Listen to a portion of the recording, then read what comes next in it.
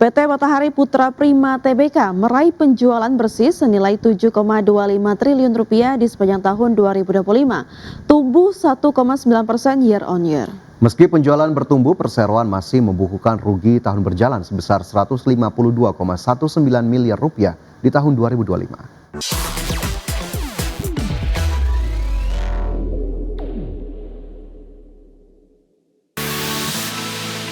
Emiten retail pengelola hypermart PT Matahari Putra Prima Tbk meraih penjualan bersih senilai 7,25 triliun rupiah sepanjang 2025 atau tumbuh 1,9% dari capaian tahun sebelumnya. Berdasarkan laporan keuangan, kenaikan top line tersebut diikuti oleh penebalan laba bruto sebesar 2,8% menjadi 1,26 triliun rupiah, didorong oleh perbaikan bauran penjualan dan strategi merchandising. CEO PT Matahari Putra Prima Tbk Adrian Suherman menjelaskan bahwa kinerja tahun 2025 mencerminkan kemajuan berkelanjutan dalam memperkuat fundamental perseroan melalui pengelolaan biaya yang disiplin.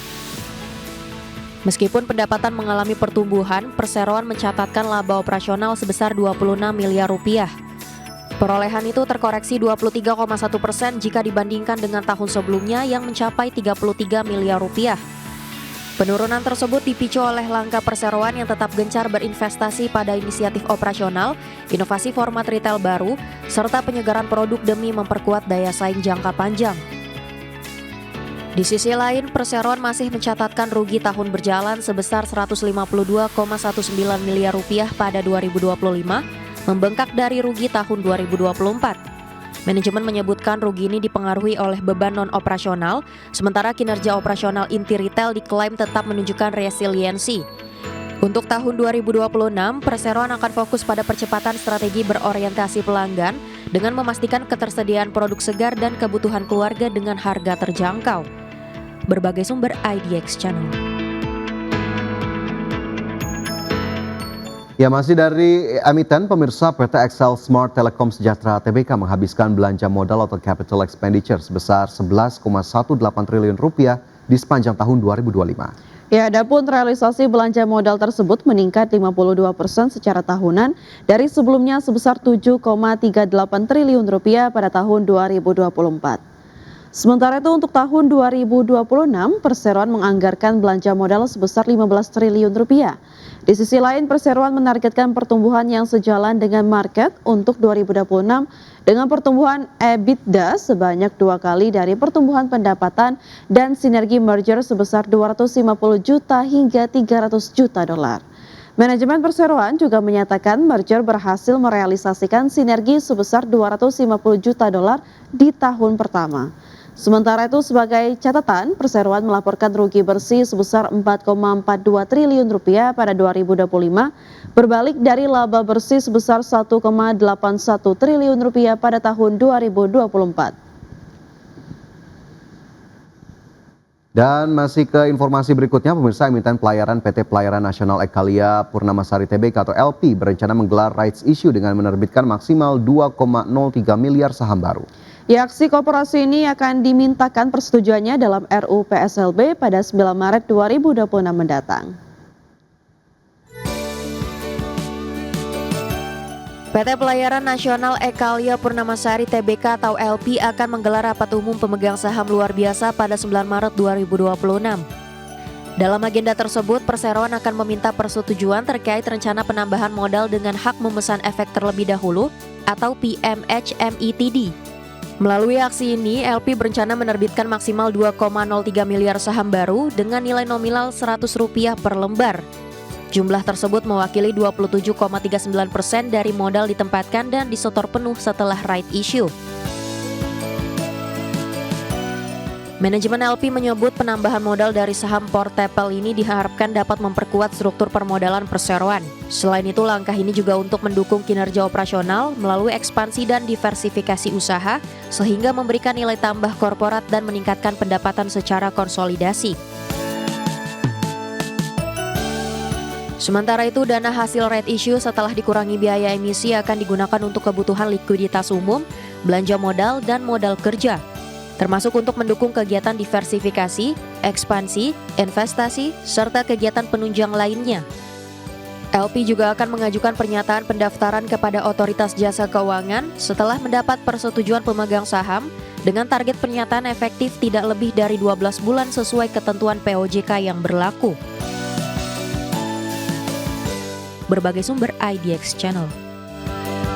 Ya, selanjutnya pemirsa, meski transparansi kepemilikan saham di Indonesia masih terus dipantau, S&P Dow Jones Indices memastikan bahwa proses rebalancing saham Indonesia pada Maret 2026 tetap dilaksanakan.